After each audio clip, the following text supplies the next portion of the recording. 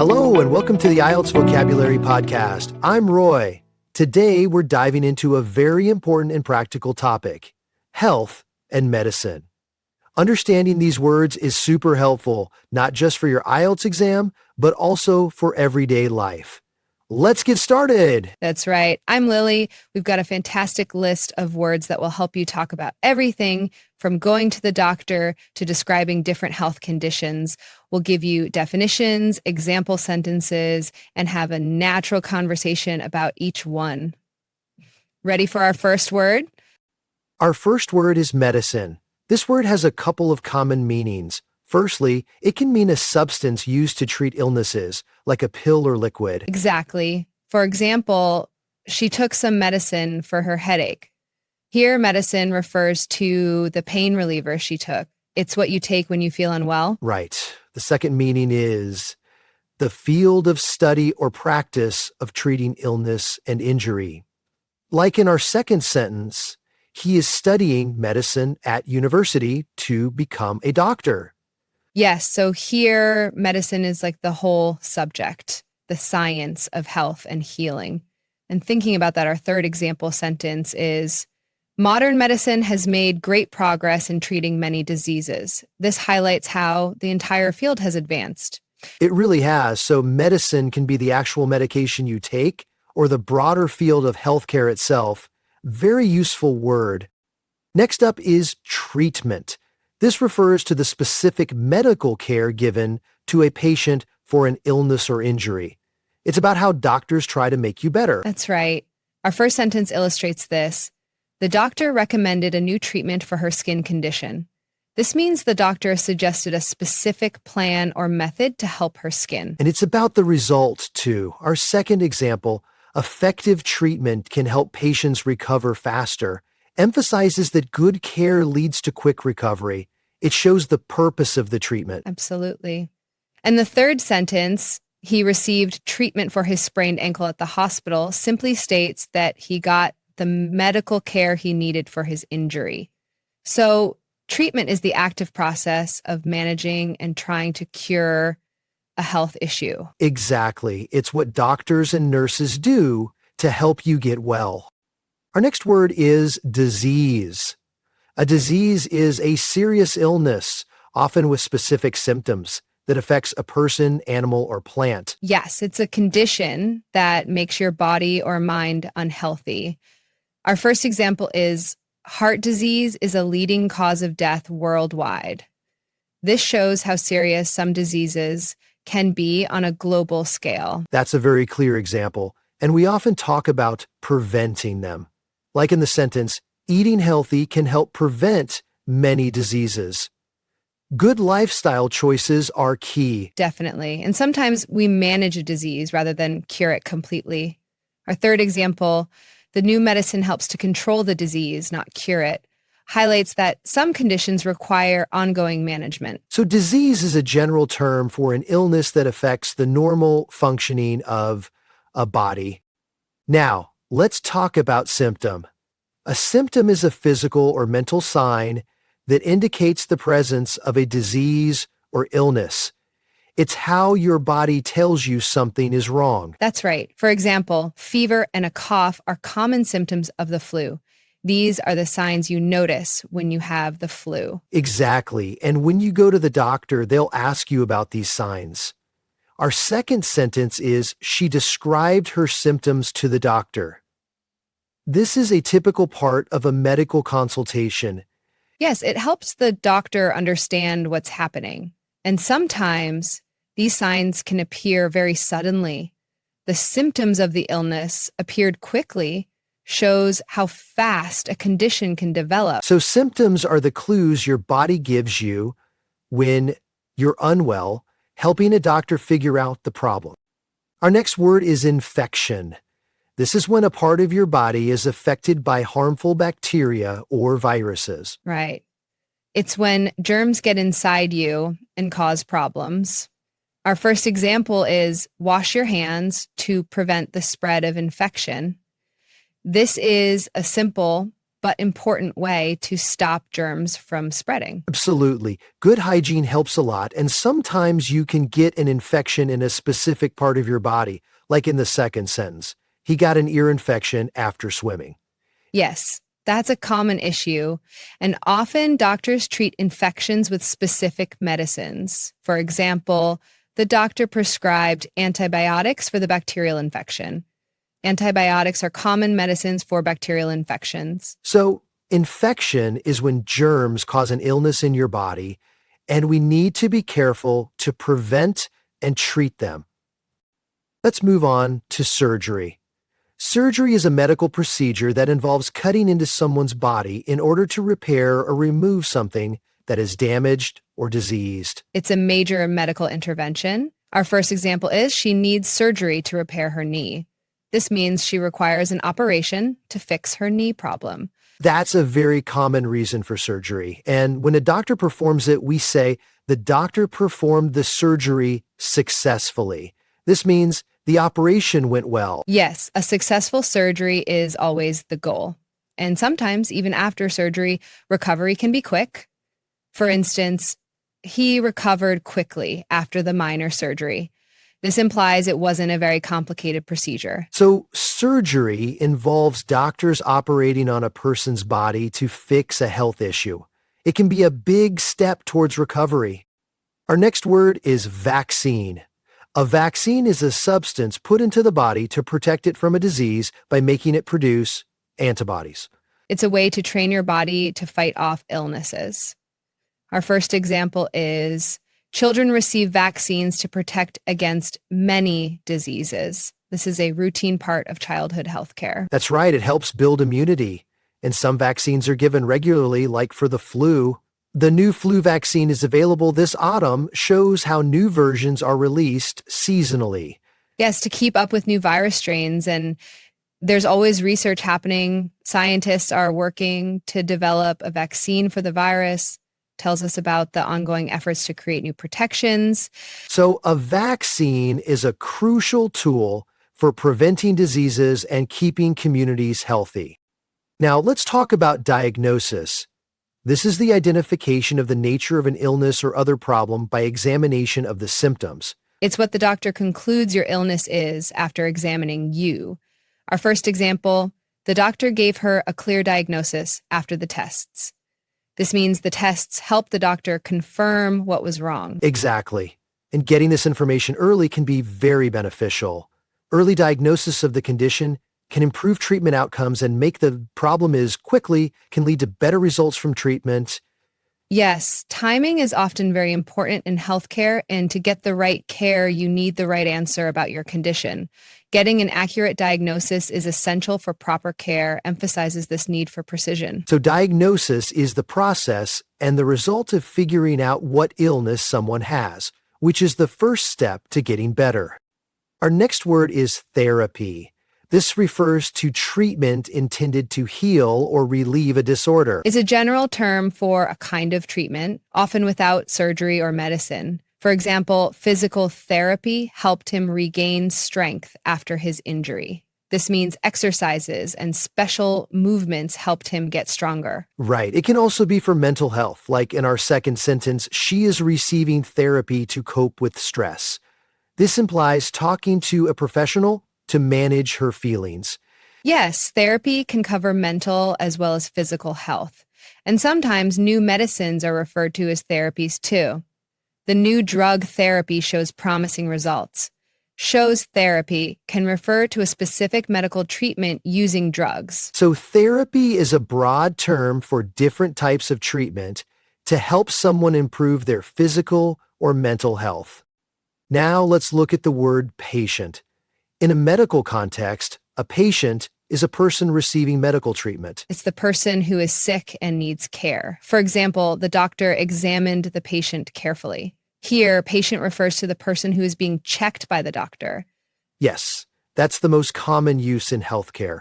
And you can also say someone is a patient in a specific place, like she is a patient in the hospital ward, meaning she is staying in the hospital for treatment. Exactly. Now, This word also has another meaning, which is about being able to wait calmly without getting annoyed.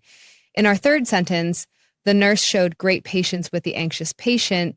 The first patience is the quality, and the second patient is the person. That's a clever way to show both meanings. So patient is either the person receiving care or the quality of being able to wait without complaint. Our next word is pharmacy. A pharmacy is a shop or part of a shop where medicines are prepared and sold. It's where you go to get your medicines. Our first example is I need to pick up my prescription from the pharmacy. This is a very common reason to visit one. Yes, when your doctor tells you what medicine to get, you go to the pharmacy. And big places like hospitals often have their own. The hospital has its own pharmacy is a good example of that. Right, for convenience. And the people who work there are called pharmacists. He works as a pharmacist in a local pharmacy, shows the connection between the person and the place. So a pharmacy is essentially a drugstore, a place where you get your medicines and advice from a pharmacist. Now we have clinic. A clinic is a place where people go to get medical treatment or advice, especially one run by doctors or other health professionals. It's usually a smaller medical facility than a hospital. Our first example, she has an appointment at the dental clinic tomorrow. This means she's going to a place specializing in teeth. Exactly. Clinics can be very specific, and some clinics offer a wide range of services, sometimes for free. Like in our second sentence, the new health clinic offers free checkups. And that's great for the community. And if you have a specific problem, you might go to a specialized clinic. Like he visited the sports injury clinic for his ankle. So clinics are often focused on particular areas of health. So a clinic is a place where you can get medical care or advice, often for specific types of health issues or routine checkups. Our next word is emergency. An emergency is a serious, unexpected, and often dangerous situation requiring immediate action. Is when something urgent and serious happens. Our first example, call 911 in case of an emergency. This shows you need to act fast and get help. Absolutely. Time is critical, and if you have a medical emergency, you go to a special part of the hospital, as in our second sentence. She was rushed to the emergency room. That's where critical cases are handled. Yes, the emergency room is for urgent situations, and sometimes a whole hospital can be overwhelmed by emergencies. Like in our third example, the hospital declared a state of emergency due to the large number of patients. So an emergency is a very serious situation that needs quick help, often medical, and there are special places like emergency rooms to deal with them. Let's move on to prescription. This is a piece of paper on which a doctor writes the details of the medicine a sick person needs. It's the official note from the doctor telling you what medicine to get. Our first example, the doctor wrote him a prescription for antibiotics. This shows the doctor giving the instructions for the medicine. Exactly. And once you have it, you take it to the pharmacy. You can pick up your prescription at the pharmacy is our second example, linking it to the word pharmacy we just discussed. Yes, they go hand in hand. And some medicines you can only get this way. Our third sentence, this medicine is only available with a prescription, means you cannot buy it without a doctor's note. So a prescription is the doctor's order for medicine, which you then take to a pharmacy. Our next word is illness. This is the state of being sick or unhealthy. It's a general term for being unwell. Our first example, she has been suffering from a long illness. This means she has been sick for a considerable period. That sounds difficult. And just like with disease, we can reduce the chance of getting sick. Regular exercise can reduce the risk of illness, shows how being active helps your health. Definitely. Prevention is always better. And sometimes you need time off work because of it. The company offers sick leave for employees dealing with illness, highlights the workplace aspect of being unwell. So illness is simply the condition of being sick, and it covers a wide range of health problems. Let's talk about recovery. This is the process of getting better after an illness, injury, or other problem. It's the process of getting back to normal health. Our first example: oh boy, his recovery after the operation was slow but steady. This means he was getting better gradually. That's good to hear, even if it took time. And sometimes it's a quicker process, as in, she is making a good recovery from her flu. This implies she's getting better quite fast. Yes, some things are quicker to recover from than others. And when someone is almost completely well again, we can say the patient is now on the road to full recovery, meaning they are nearly completely healed. So, recovery is the journey back to health after being sick or injured. It's a positive word in the medical context. Our next word is virus. A virus is an extremely small living thing that causes infectious diseases in people, animals, and plants.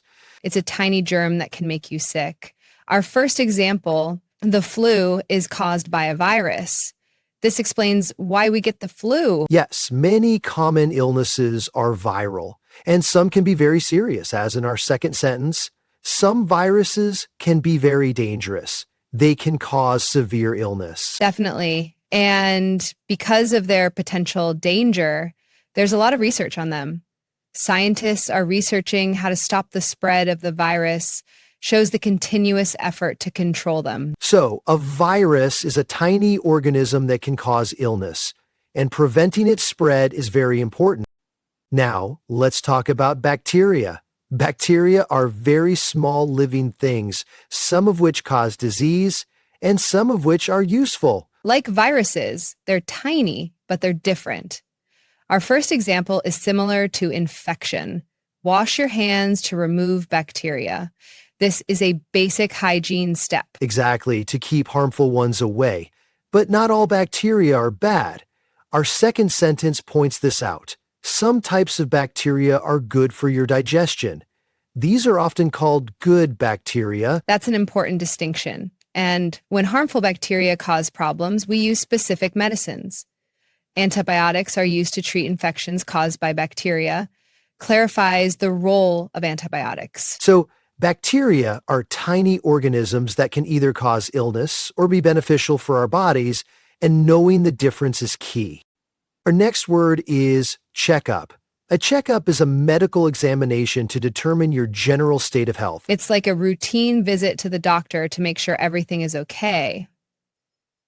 Our first example, I have a dental checkup next week. This is a visit to the dentist to check your teeth. Yes, it's about prevention and early detection, and it's recommended to do it regularly. Like in our second sentence, it's important to have a regular health checkup. This helps maintain overall health. Absolutely. It catches problems early. And sometimes it's just a quick look, as in the doctor gave him a quick checkup and said he was fine. So it can be short and simple too. So a checkup is a routine medical examination to check on your health, whether it's a general one or for a specific part of your body. Now, let's discuss injury. An injury is harm or damage to the body. It's when you hurt yourself, like from an accident or playing sports. Our first example, he suffered a serious injury during the football match. This shows it can be caused by physical activity. Yes, sports are a common source of injuries, and some are small while others are serious. Our second sentence is the first aid kit is for treating minor injuries, meaning small cuts or bruises. That's true. We all get minor injuries sometimes. And if it's a more serious one, it can take time to get better. She's recovering from a back injury, shows it can be a long process. So an injury is any physical harm to your body, ranging from small scrapes to serious damage. Our next word is immunization. This is the process of making someone immune to infection, especially by vaccination. It's basically getting protection against a disease, often through a vaccine. Our first example, childhood immunization protects against common diseases. This is a standard part of growing up. Yes, it helps children stay healthy. And it's not just for kids. Adults often need it for travel too. Travelers often need specific immunizations before their trip is a great example. That's right, to protect against diseases in other countries. And sometimes there are big plans to protect everyone. The immunization program aims to vaccinate the entire population, talks about large-scale efforts. So, immunization is the process of getting protection from diseases, typically through vaccines, for individuals or whole communities. Now, let's talk about wellness. This is the state of being in good health, especially as an actively pursued goal. It's not just about not being sick, but about feeling good and healthy. Our first example, eating well and exercising regularly contribute to overall wellness. These habits help you feel your best. Exactly, it's about proactive health. And many places are promoting this. Many companies now offer wellness programs to their employees, shows how it's becoming more important in the workplace. Yes, to help employees stay healthy and happy. And wellness can include everything about your health, not just your body. She focuses on holistic wellness, including mental and physical health, explains this broader view. The wellness is about actively working towards a good state of health, including both your body and your mind. Our next word is fitness. This refers to the condition of being physically fit and healthy. It's about how strong and healthy your body is, especially for exercise. Our first example, he maintains good physical fitness by running every day. This shows how regular activity builds fitness. That's a great habit, and places like gyms help people improve their fitness. The gym offers various fitness classes for all levels, explains how different activities help. Yes, you can do yoga, aerobics, and more. And overall, being active is the way to get there. Regular exercise is key to achieving a good level of fitness, summarizes the importance of activity. So, fitness is about how healthy and strong your body is, often achieved through regular physical activity. Now, let's talk about diet. This refers to the kinds of food that a person, animal, or community habitually eats. It's what you typically eat. Our first example, a balanced diet is essential for good health. This means eating a variety of healthy foods is important. Exactly. And diet can also mean a specific plan of eating to achieve a goal, like weight loss. She went on a strict diet to lose weight is a common example. Yes, often people change their diet for health reasons, and sometimes doctors recommend specific dietary changes. His doctor advised him to follow a low-salt diet, chose this medical advice. So diet is either your usual way of eating or a specific eating plan, often for health or weight reasons. Our next word is nutrition. This is the process of providing or obtaining the food necessary for health and growth. It's about getting the right food for your body to function well. Our first example, good nutrition is vital for children's growth and development. This shows how important it is for kids. Yes, it helps them grow strong and smart. And some people study this area professionally. She studied nutrition to understand more about healthy eating, highlights this field of study. It's a very useful field, and when you buy food, you can check its nutritional value. The food label provides information on the nutrition content, is a great way to learn what's in your food. So, nutrition is all about how food helps our bodies grow, stay healthy, and get energy. Now, let's talk about exercise. This is activity requiring physical effort carried out to sustain or improve health and fitness. It's physical activity to keep your body strong. Our first example, daily exercise is crucial for maintaining good health. This shows that doing it every day is really important. Absolutely. Consistency is key, and there are many different types of exercise. She does yoga as a form of exercise is a good example of a popular one. Yes, yoga is great for flexibility, and doctors often suggest it for improving specific health issues. The doctor recommended more exercise to improve his heart health. Shows it's a common medical recommendation. So, exercise is any physical activity you do to stay healthy and fit, from walking to playing sports. Our next word is stress.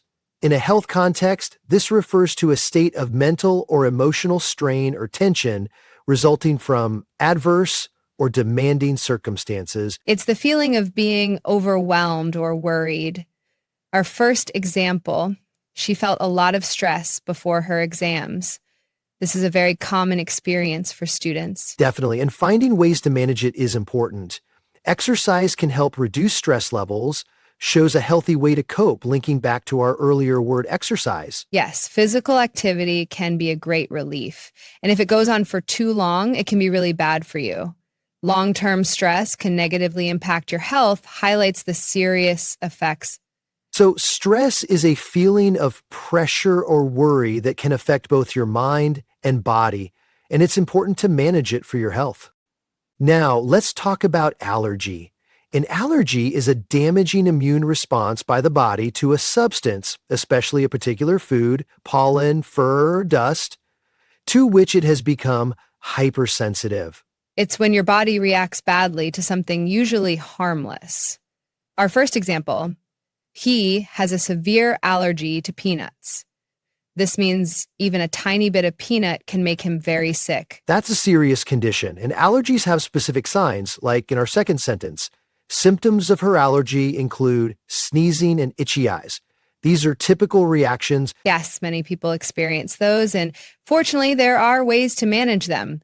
The doctor prescribed medication to control her allergies, shows that medicine can help reduce the symptoms. So an allergy is when your body has a bad reaction to certain substances, and it can cause various symptoms that sometimes require medication. Our next word is chronic. This describes an illness or problem that lasts for a long time or is constantly recurring. It means long-lasting, not just a short time. Our first example, she suffers from chronic pain in her back. This implies her back pain has been there for a long time and keeps coming back. That sounds very challenging, and illnesses that are chronic need ongoing care. Chronic diseases require long-term management. Emphasizes that they're not easily cured and need continuous attention. Exactly. And the word chronic can also describe habits. Smoking is a chronic habit that can lead to many health problems, shows it's a long-term, difficult to break behavior. So chronic means something that is long-lasting or happens repeatedly, especially in the context of health problems or habits. Now let's look at acute. This is the opposite of chronic. It means an illness or condition that is severe and sudden in onset. It means sudden and severe. Our first example, he experienced acute pain in his stomach. This means the pain came on suddenly and was very intense. Yes, very sharp pain. And it applies to infections too. Acute infections develop suddenly and severely, means they start fast and are very bad from the beginning. That's a clear distinction from something slow. And hospitals often deal with both types of cases. The hospital handles both acute and chronic cases, shows they treat both sudden severe problems and long-term ones. So acute describes something that happens suddenly and severely, especially in health, which is the opposite of chronic. Our next word is epidemic. An epidemic is a widespread occurrence of an infectious disease in a community at a particular time. Is when a disease spreads quickly among many people in one area. Our first example, the city experienced a flu epidemic last winter. This means many people in that city got the flu. Yes, it means it's affecting a lot of people locally. And when this happens, authorities step in. Public health officials work to control the epidemic, shows efforts to stop the spread. Absolutely. They try to limit it. Now, epidemic can also be used for things that aren't diseases, like in our third example, an epidemic of misinformation spread rapidly online. This shows a rapid spread of something bad, even if it's not a virus. That's a good point. So an epidemic is a rapid and widespread increase in something, often a disease, within a specific community. Now let's discuss pandemic. This is an epidemic of disease that is spread across a large region, for instance, multiple continents or worldwide. It's like a very, very big epidemic affecting many countries. Our first example is very relevant. The COVID-19 pandemic affected the entire world. This shows how it spread globally. Yes, it truly changed everything. And when a pandemic occurs, governments work together. Governments implemented measures to fight the pandemic refers to lockdowns and other actions. Precisely. And because it's so widespread, international teamwork is essential. A global pandemic requires international cooperation, highlights the need for countries to collaborate. So a pandemic is a disease that has spread across a whole country or even the entire world, requiring a global response. Our next word is contagious. This describes a disease that can be spread from one person or organism to another by direct or indirect contact. It means it can easily pass from one person to another. Our first example, the flu is a highly contagious illness. That's why it spreads so quickly during winter. Exactly. You need to be careful around people who are sick. Be careful, that cough might be contagious is a common warning. Yes, it's about protecting others. Interestingly, contagious can also be used outside of illness. His enthusiasm was contagious, and soon everyone was excited. Shows a positive feeling spreading among people. That's a great second meaning. So contagious describes something that can easily spread from person to person, whether it's an illness or even an emotion. Let's talk about medication. This is a substance used for medical treatment, especially a drug. It's another word for medicine, often referring to a specific drug. Our first example, he is currently taking medication for his high blood pressure. This is a common use for ongoing health conditions. Yes, many people rely on it daily, and it's important to keep medication safely. Store your medication in a cool, dry place is practical advice. Definitely for safety and effectiveness. And sometimes the amount you take needs to change. The doctor adjusted her medication dosage means the doctor changed how much she should take. So medication refers to the drugs or substances used to treat illnesses, and it's important to use them correctly under a doctor's guidance. Our next word is hospitalization. This is the act of admitting someone to a hospital for treatment. It means staying in the hospital to receive care. Our first example, his condition required immediate hospitalization. This implies he was very sick and needed to go to the hospital right away. That sounds serious, and sometimes stays can be long. The elderly patient's hospitalization lasted for 2 weeks, gives an idea of the duration. Yes, depending on the severity of the illness. And ideally, we want to avoid it if possible. Preventive measures can help avoid unnecessary hospitalization. Talks about staying healthy to prevent needing to be admitted. So hospitalization is the period when a patient stays in a hospital for medical treatment. Now let's talk about anesthesia. This is a state of controlled, temporary loss of sensation or awareness that is induced for medical purposes. It's medicine that makes you unable to feel pain or even unconscious during operations. Our first example. The patient was given local anesthesia before the minor procedure. This means only a small part of the body was numbed. Yes, so they stay awake but don't feel pain. But for bigger operations, it's different. General anesthesia makes you unconscious during surgery, meaning you are completely asleep. That's a big difference, and the effect is temporary. The effects of the anesthesia wore off after a few hours. Means the medicine stopped working after some time. So anesthesia is medication used to prevent pain during medical procedures, either by numbing a specific area or making you fully unconscious. Our next word is consultation. This is the action of formally consulting or discussing with someone, especially a professional. It's like having a meeting with an expert to get advice. Our first example, she had a consultation with a specialist about her knee pain. This means she met with an expert doctor for her knee. Yes, to get an expert opinion, and sometimes clinics offer them for free to begin with. The doctor offers free initial consultations for new patients is a good way to get to know a new doctor. That's a nice service. And if a case is complicated, doctors might consult with each other. A further consultation with other experts is needed means more discussions with other professionals are necessary. So a consultation is a meeting where you seek advice or discuss a problem, especially with a doctor or other expert. Now let's talk about rehabilitation. This is the action of restoring someone to health or normal life through training and therapy after illness or injury. It's the process of getting back your abilities after being sick or hurt. Our first example, he started rehabilitation after his leg surgery. This means he did exercises and therapy to get his leg working again. Yes, it's a crucial part of recovery for many injuries, and specialized places exist for this. The center provides rehabilitation for patients with spinal cord injuries, highlights dedicated facilities. That's very important work. The ultimate goal is to help people live normally again. Rehabilitation can help patients regain independence, emphasizes that they learn to do things for themselves again. So rehabilitation is the process of helping people get back their physical or mental abilities after an illness or injury, often through special exercises and therapy. Our next word is diagnostic. This describes something concerned with the diagnosis of illness or other problems. It means something that helps doctors find out what's wrong. Our first example, the doctor ordered several diagnostic tests. These tests help pinpoint the illness. Yes, like blood tests or x-rays. And it can be a tool, too.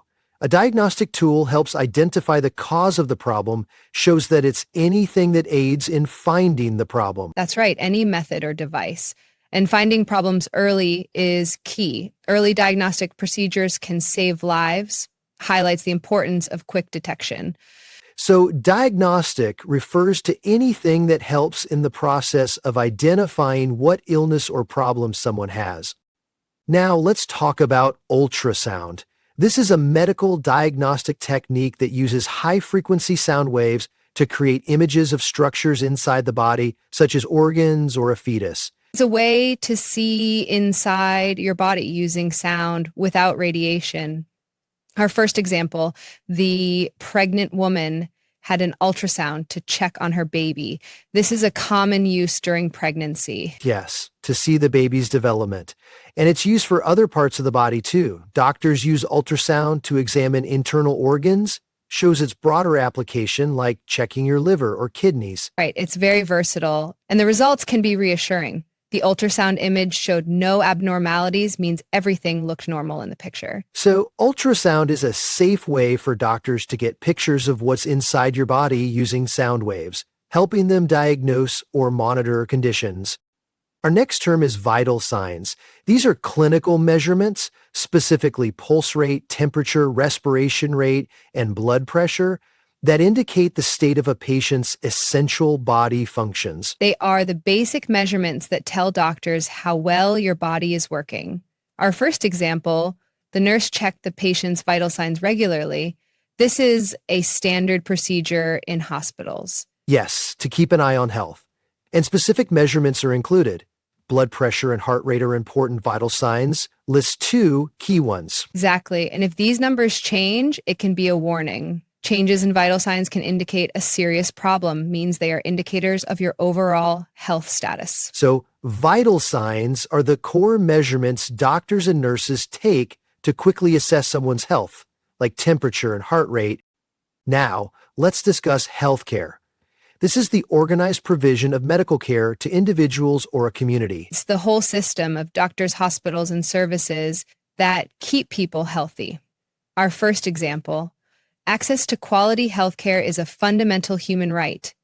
This means everyone should be able to get good medical care. Absolutely, and governments play a big role in it. The government is working to improve the national healthcare system, talks about making the overall service better. Yes, it's a big topic for many countries, and it's also a field of work. She chose a career in healthcare to help people, shows that it's a sector where many professionals work. So healthcare is the entire system and services dedicated to keeping people healthy and treating illnesses within a country or community. Our next word is pharmaceutical. This refers to drugs or to the preparation, use, or sale of medical drugs. It's anything related to making or selling medicines. Our first example, the pharmaceutical company develops new medicines. This is a company that creates new drugs. Yes, They are key to new treatments. And the whole area is called an industry. He works in the pharmaceutical industry, means he's part of the business that makes and sells drugs. That's a very regulated field, and new drugs have to be thoroughly checked. The drug underwent strict pharmaceutical testing, means it was tested carefully before it could be used. So pharmaceutical is an adjective or noun that describes anything related to the development, production, or sale of medical drugs. Now let's talk about sterilization. This is the process of making something free from bacteria or other living microorganisms. It means making something completely clean, especially to prevent infection. Our first example, proper sterilization of medical instruments is crucial. This is vital for safe operations. Absolutely, everything in an operating room needs to be germ-free. The operating room requires complete sterilization, emphasizes this strict cleanliness. Yes, to protect patients. Now, sterilization also has another meaning, referring to a medical procedure that makes a person or animal unable to have children. She opted for sterilization as a permanent form of birth control is an example of this. That's an important distinction between the two meanings. So, sterilization is either about making things germ-free, especially in a medical context, or a procedure to prevent reproduction. Our final word for today is transplant. In medicine, this is an operation in which a bodily organ or tissue is transferred from one individual to another, or from one part of the body to another. It's like moving an organ from one body to another to save a life. Our first example, he received a kidney transplant last year. This means he got a new kidney. That's a life-saving procedure, and these operations can be very complex. The doctor performed the heart transplant successfully, shows the skill involved in such a major surgery. Yes, truly amazing medical advancements. And for a transplant to work, the organs need to be a good match. Organ transplant surgery requires careful matching, highlights the compatibility aspect. So, a transplant is a medical operation where an organ or tissue is moved from one person to another, often to treat serious diseases. That wraps up our dive into health and medicine vocabulary for today. We covered words like medicine, treatment, disease, and many more. We hope these explanations and conversations have made these important words clearer for you.